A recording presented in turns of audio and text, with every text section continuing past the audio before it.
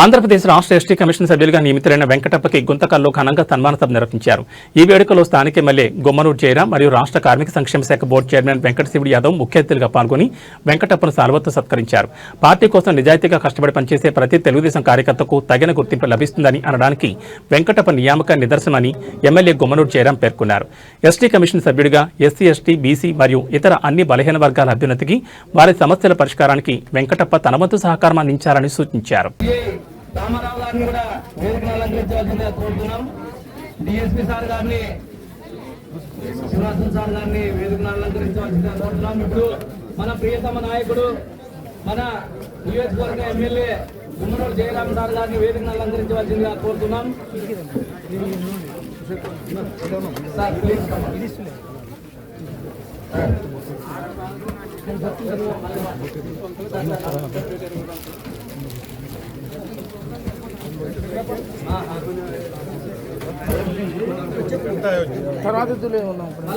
బాబు అందరూ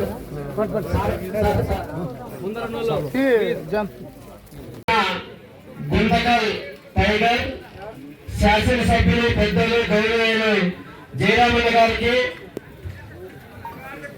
తెలుగుదేశం పార్టీ మాజీ జిల్లా అధ్యక్షుడు, లేబర్ కార్పొరేషన్ చైర్మన్ పెద్దలు వెంకట యాదవ్ గారికి,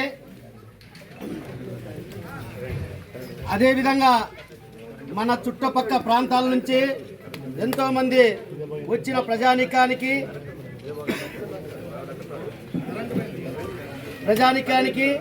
మన ఈ చుట్టుపక్కల 11 పంచాయతీల్లో మనం అందరూ తాత అనే పిల్లలే, ఆయన కుమారుడు మా గురువు గారైనటువంటి నారాయణ దాసారి గారి సోదరుడు పత్తికొండ డిఎస్పీ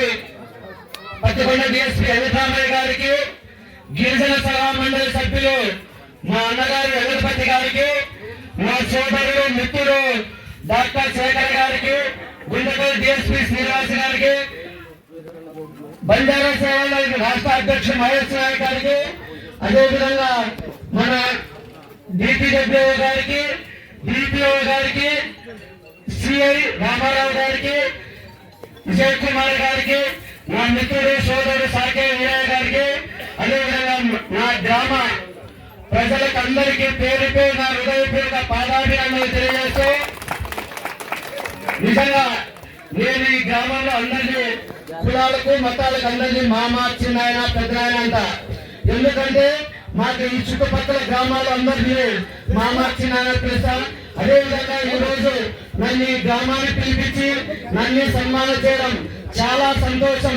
జీవితంలో మరిపురాని రోజు. ఎందుకంటే నేను గతంలో ఒక పార్టీలో పనిచేస్తూ ఎన్నో కార్యక్రమాలు చేశాను, ఎన్నో ఉద్యమాలు చేశాను, ఎన్నో కేసులు భరించాను, జైలుకి కానిపోయినాను. 2011, 2009, 2019లో కూడా జైలుకి పోయినాను. కానీ ఎక్కడ తగ్గకుండా నేను ఒక పార్టీ కోసం, నమ్మిన సిద్ధాంతం కోసం పనిచేసిన వ్యక్తి నేను. అదేవిధంగా నారా లోకేష్ గారు పాదయాత్ర చేసే సమయంలో ఆయన ఎంత కుప్పం నుంచి శ్రీకాకుళం వరకు ఆయన ఎంత పాదయాత్ర నడుస్తూ, అదేవిధంగా ఎన్నో సమస్యలు ఉన్నాయి సార్, మన గవర్నమెంట్ వచ్చిన తర్వాత ఆ సమస్యలు తీర్చాలి సార్ అంటే వెంటనే లోకేష్ గారు ప్రతి సమస్యను క్షుణ్ణంగా విని ఖచ్చితంగా ఈ కూటమి ప్రభుత్వం వచ్చిన వెంటనే మన సమస్యలు తీర్చాలని చెప్పడం జరిగింది. అదేవిధంగా లోకేష్ గారు ఈ కూటమి ముఖ్యమంత్రి